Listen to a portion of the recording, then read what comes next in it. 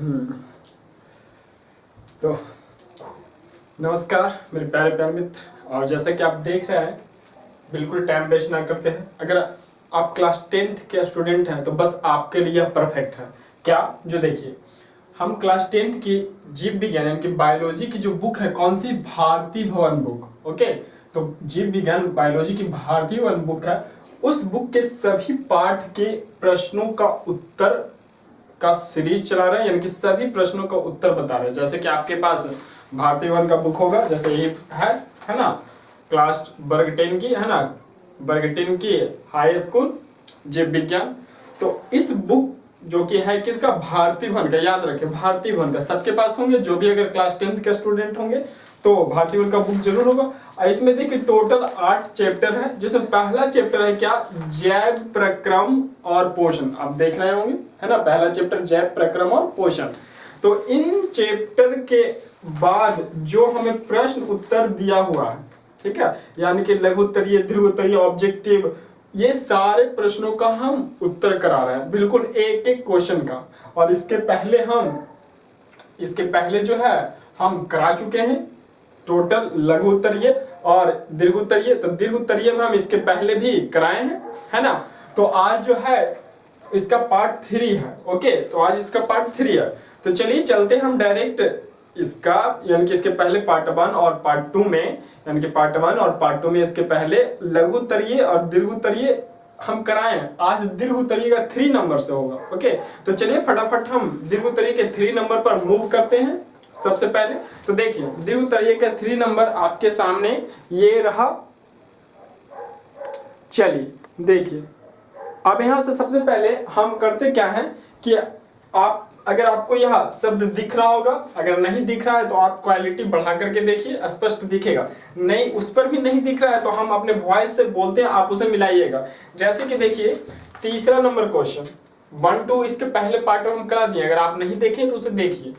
देखिए इसका तीसरा नंबर क्वेश्चन क्या कर रहा है? एक प्रयोग द्वारा, इसमें आप प्रश्न भी देख सकते हैं आपके सामने, एक प्रयोग द्वारा दर्शाइए कि प्रकाश संश्लेषण के लिए क्लोरोफिल आवश्यक होता है ना।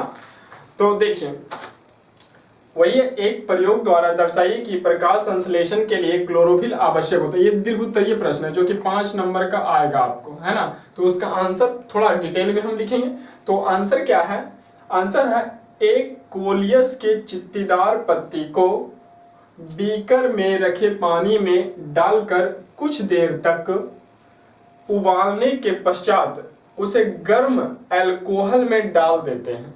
ओके, फिर है, अब इस अल्कोहल वाले बीकर को वाटर बाथ में रखकर उबालते हैं। थोड़ी देर में पाते हैं कि अल्कोहल हरे रंग का हो जाता है। ओके, क्योंकि पत्ती में मौजूद क्लोरोफिल पत्ती से निकलकर धीरे धीरे अल्कोहल में घुल जाता है। ठीक है, जब पत्ती रंगहीन अथवा हल्के पीले रंग का या सफेद हो जाए तो बीकर को ठंडा होने के लिए छोड़ देते हैं। ठंडा होने के बाद पत्ती को पेट्रीडस में रखकर उस पर आयोडीन की कुछ बूंदें डालते हैं। फिर हम पाते हैं कि हरी पत्तियों वाला भाग गाढ़ा नीले रंग का हो जाता है। देखिए यहां तक हम पहले पढ़े, आप मिला लीजिए, आप इसे नोट कीजिए। अब देखिए इसमें बहुत से शब्द जो है आपको समझ नहीं आ रहे होंगे, अगर आप पढ़े होंगे कहीं भी, है ना, आप कहीं भी पढ़े होंगे, क्योंकि ये तो सबसे पहला चैप्टर पार्ट 1 ही है, तो सबसे पहला चैप्टर है तो आप जरूर पढ़े होंगे।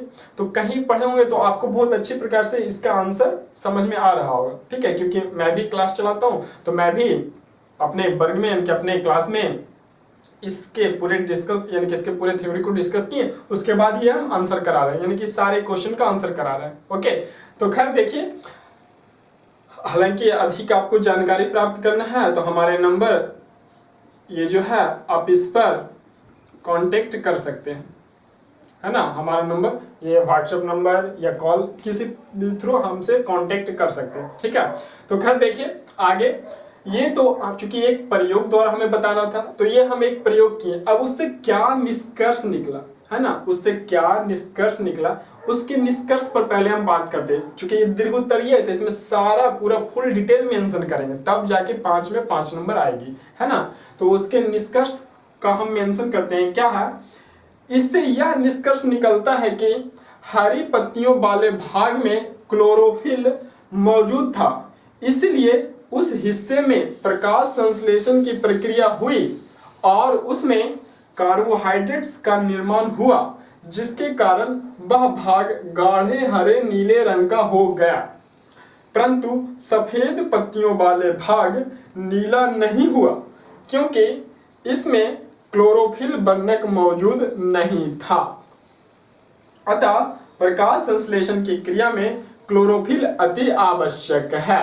ये हो गया हमारा एक प्रयोग और उससे निकाले निष्कर्ष, यानी कि पूरा आंसर। लेकिन आपको करना क्या कि इस आंसर के लिखने के बाद इसमें एक फिगर भी बनाना। फिगर क्या, तो आपके पास बुक होगा, पेज नंबर आप 5 निकालिए, जैसे कि हम निकाल के आपको दिखा देते हैं। पेज नंबर 5, तो पेज नंबर 5 निकालते हैं। फिगर इसमें भी मेंशन करना, चूंकि ये दीर्घ उत्तरीय प्रश्न है तो इसमें फिगर भी जरूर मेंशन करना है। तो देखिए पेज नंबर 5 निकालिए। अब पेज नंबर 5 का चित्र 1.4 बनाना। चित्र 1.4 यानी कि ये चित्र मिलेगा आपको, चित्र 1.4 देख रहे हैं, है ना। पेज नंबर 5 चित्र 1.4। तो ये आप चित्र, आपके पास बुक होगी तो आप ये चित्र बना लीजिए और आंसर आपके सामने बोर्ड पर हम आप नोट भी किए होंगे और हम पढ़ भी दिए, है ना। तो आपका ये 3 नंबर दीर्घ उत्तरीय पूरा कंप्लीट हो गया। ओके, तो आप इसका चित्र याद से बना ले, तब जाकर के आपको 5 में 5 मार्क्स मिलेगा। और देखिए ये जो आंसर है बिल्कुल ऑथेंटिक आंसर है, ठीक है। ये बिल्कुल ऑथेंटिक आंसर है, ना बहुत छोटा ना बहुत बड़ा, है ना। जो जरूरी है यानी कि जो ये आंसर खोज रहा है बस वही आंसर इसमें है ना। कोई इधर उधर लंद फंद गाइड फाइड की भाषा कुछ नहीं, बिल्कुल ऑथेंटिक आंसर। ओके, तो उम्मीद करते हैं कि आपको 3 नंबर बढ़िया से समझ में आ गया होगा। आप इसका पूरा नोट भी कर लीजिए, स्क्रीनशॉट भी ले सकते हैं और अधिक जानकारी के लिए ये नंबर है, इस पर कांटेक्ट भी कर सकते हैं, है ना। इसी प्रकार से देखिए हर एक फिजिक्स का, केमिस्ट्री का और बायोलॉजी तो चल ही रहा, हर एक जो बुक है सबका हम उसके जो क्वेश्चन है लघु उत्तरीय, दीर्घ उत्तरीय, ऑब्जेक्टिव भी इसमें है, लेकिन ऑब्जेक्टिव का तो आंसर ऑलरेडी दिया हुआ है, और अति लघु भी है, लेकिन अति लघु आता एग्जाम में नहीं है। आप कोई भी क्वेश्चन उठा करके देख सकते हैं, इसलिए लघु और दीर्घ सारा का हम क्वेश्चन एक एक का आंसर करा रहे हैं, है ना। तो अगर आप इसके पीछे के पार्ट को नहीं देखें तो जरूर देखिए, उसका लिंक आपको डिस्क्रिप्शन बॉक्स में मिलेगा। ओके, तो चलिए उम्मीद करते हैं आप 3 देख लिए होंगे। आप इसका स्क्रीनशॉट भी ले लीजिए और इसके बाद हम 4 नंबर पर मूव करते हैं, क्वेश्चन नंबर 4 पर। ओके, चलिए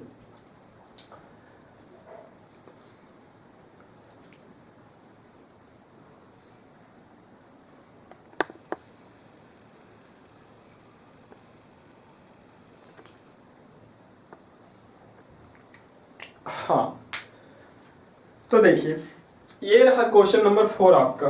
तो एक बार क्वेश्चन क्या है, एक बार आप बुक में भी देख सकते हैं। सबसे पहला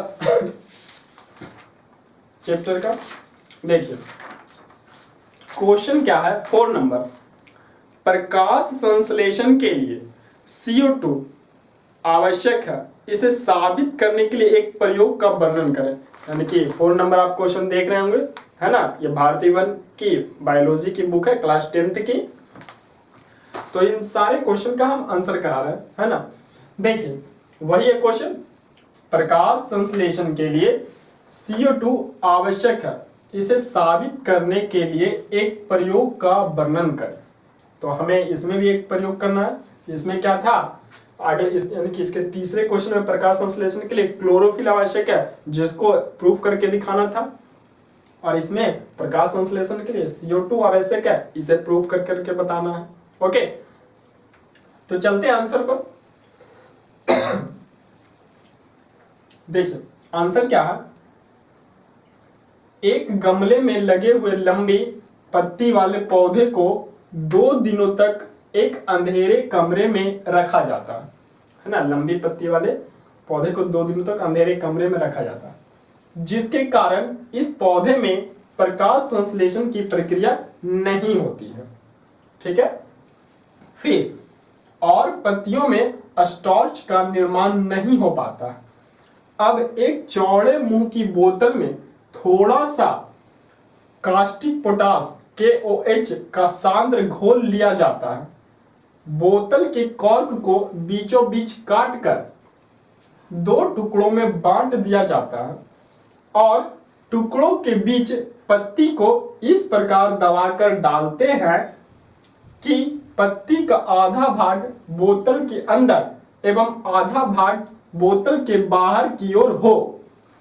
ओके, फिर अब इस प्रकार व्यवस्थित उपकरण को, यहाँ पर उपकरण ना छूट गया, उपकरण को कुछ घंटों के लिए सूर्य के प्रकाश में रख देते हैं। लगभग 4 घंटों के बाद पत्ती को बोतल से निकालकर तोड़ देते हैं। अब इसमें स्टार्च की मौजूदगी की जांच के लिए पत्ती को अल्कोहल में उबाल देते हैं, जिससे पत्ती रंगहीन हो जाता है। इसके बाद इसे आयोडीन की घोल में डाल देते हैं, जिसके बाद बोतल के बाहर वाला पत्ती का भाग गाढ़े नीले रंग का और अंदर का भाग पीले रंग का हो जाता है। तो ये हमारा प्रयोग था। अब आप एक बार इसे नोट कर लीजिए, एक बार ध्यान से पढ़ें तो आपको समझ में आएगी। और आप कहीं भी क्लास किए होंगे तो सबसे पहला चैप्टर ही है, तो जरूर पढ़ाया गया होगा, है ना। तो आपको अच्छे प्रकार से समझ में आ रहा होगा, क्योंकि ये तो हम इसका यानी कि पूरा जो थ्योरी होता है, यानी कि पार्ट, कोई भी पार्ट का पूरा कॉन्सेप्ट होता है, तो वो तो हम क्लास में डिस्कस करते हैं। उसके बाद हम ये यानी कि उसके कॉन्सेप्ट को पूरा डिस्कस करने के बाद हम उसके एक एक क्वेश्चन को करवाते हैं। तो फिलहाल आपके पास तो हम क्वेश्चन लेके आए हैं, यानी कि ये सारे एक एक क्वेश्चन का आंसर। ओके, और अगर आपको और भी डिटेल जानना है तो जैसे कि हम बताए थे, इस नंबर पर कांटेक्ट करें, ठीक है। तो खैर देखिए, 4 नंबर का ये क्या हो गया, प्रयोग हो गया। अब इस प्रयोग से क्या निष्कर्ष निकला, उस निष्कर्ष पर आते हैं। तो निष्कर्ष क्या निकला, इससे यह निष्कर्ष निकलता है कि अंदर वाले पत्ती के भाग को CO2 नहीं मिलता, क्योंकि ये जो है कास्टिक पोटास द्वारा वह अवशोषित कर लिया गया था, ठीक है, जिससे पत्ती में स्टार्च नहीं बना, लेकिन बाहर वाले भाग को CO2 मिला और उसमें स्टार्च बना, जिसके कारण यह भाग गाढ़े नीले रंग का हो गया। ओके, अब देखिए कि यह फाइनल पूरा आंसर हो गया। अब इसमें भी एक चित्र बनाना है, और चित्र बनाने के लिए आप फिर पेज नंबर 5 निकालिए, और पेज नंबर 5 जैसा कि हम आपको निकाल करके दिखा देते हैं, पेज नंबर 5, और चित्र क्या है, 1.5 ही है ना। तो चित्र 1.5 ही है। एक मिनट निकाल देते हैं हम।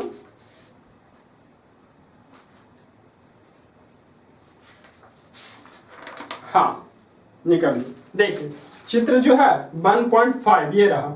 ओके, तो आपको पेज नंबर 5 निकालिए, भारतीय वन बुक का बायोलॉजी का, और चित्र 1.5 ये चित्र इसमें बनाइए। तो ये जब चित्र बना लीजिएगा तो आपका ये 4 नंबर का क्वेश्चन जो है फुल्ली क्लियर हो जाएगा, इनके पूरा कंप्लीट हो जाएगा, है ना। चित्र 1.5, तब जाकर के आपको 5 में 5 नंबर मिलेगी। ओके, तो इस पार्ट में आज हम दीर्घोत्तरीय कितना 3 नंबर एंड 4 नंबर डिस्कस किए। नेक्स्ट पार्ट में हम आगे इसका 5, 6, 7, 8 डिस्कस करेंगे। ओके, धन्यवाद।